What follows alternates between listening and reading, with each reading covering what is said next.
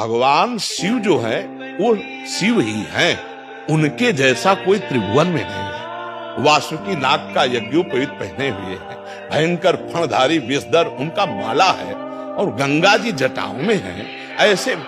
ऐसा परिवार देखा है? देखो, शिव जी का वाहन नंदी और भगवती का वाहन बबर शेर।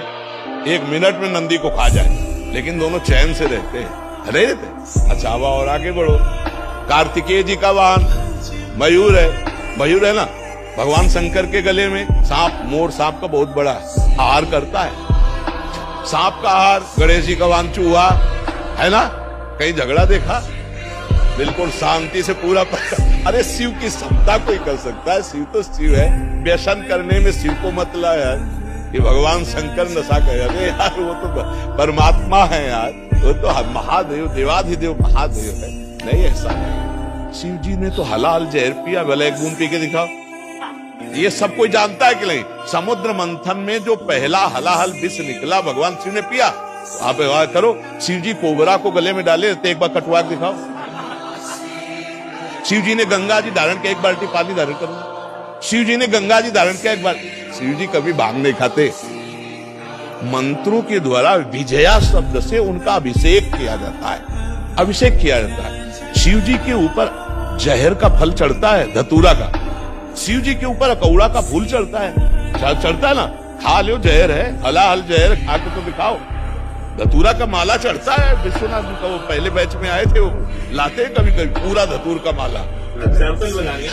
या एग्जाम्पल तो किसी का भी आप दे सकते हो। आप कभी देखा है लोग कहते हैं भगवान शंकर चिलम, ऐसा कहीं लिखा है? अरे ये सब अपने मन के विलास हैं। वो जगत की रक्षा के लिए हलाहल विष पिया, समझ रहे ना? तो जो हम सोने के समय रट रहे थे, वही जगने के समय चेतना जागृत होते ही निकल पड़ा। राधा राधा राधा। वैसे हर एक आदमी अनुभव कर सकता है। ऐसे ही हमने मूर्छा के समय भी देखा, जब हमारे डायलिसिस के लिए ऑपरेशन हुआ, ये उदर वाला, फिर छाती का यहाँ ऑपरेशन, फिर हाथ का, तो यहाँ वाले में हमें बेहोश किया गया। तो हमें जब बेहोश करने को था, तो हमने उनसे कहा था कि आप बेहोश करने के कुछ मिनट पहले हमें सूचित कर दीजिए कि मैं आपको बेहोश कर रहा हूँ। तो उन्होंने बताया कि बाबा अब हम इंजेक्शन लगाने वाले हैं। तो हम, जो हमारा चिंतन था, मानो मृत्यु का समय, हम ऐसे गाढ़ चिंतन किया। तो जो हम पद शुरू किए थे, तो जब हमारी मूर्छा भंग हुई, तो अगली लाइन वही चल रही थी।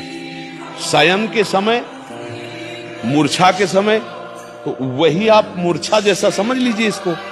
तो जिस समय आप राधा राधा चेतना में बोलकर आपकी चेतना शक्ति, स्मृति शक्ति लुप्त हुई, फिर जब जागृत हुई, तो फिर राधा राधा आप बोल रहे हैं कि मुझे ग्लानि होती, तो वो पूरा समय आपका भजन ही माना जाएगा। अगर उस स्थिति में प्राण चले जाते हैं, तो आपको भगवत प्राप्ति होगी। क्योंकि मूर्छा के पहले आपने राधा बोला था। मूर्छावस्था में आप असमर्थ हैं, ना सत बोल सकते, ना असत, ना सत्क्रिया ना असत क्रिया। तो अब आपका राधा ही माना जाएगा वो प्रारंभ का, और उसी से भगवत प्राप्ति हो जाती है। जैसे कोई सुबह बोला राधा और बेहोश हो गया, अस्पताल में भर्ती हो गया, और उसे होश ही नहीं आया, समाप्त हो गया शाम तक, उसे भगवत प्राप्ति हो गई। क्योंकि अंतिम उसकी चेतना में पहली बार राधा जो निकला, फिर मूर्छित हो गया, तो उसका वही माना जाएगा अंतिम समय स्मरण, और उसी से भगवत प्राप्ति हो जाएगी। आप समझ पा रहे? जी।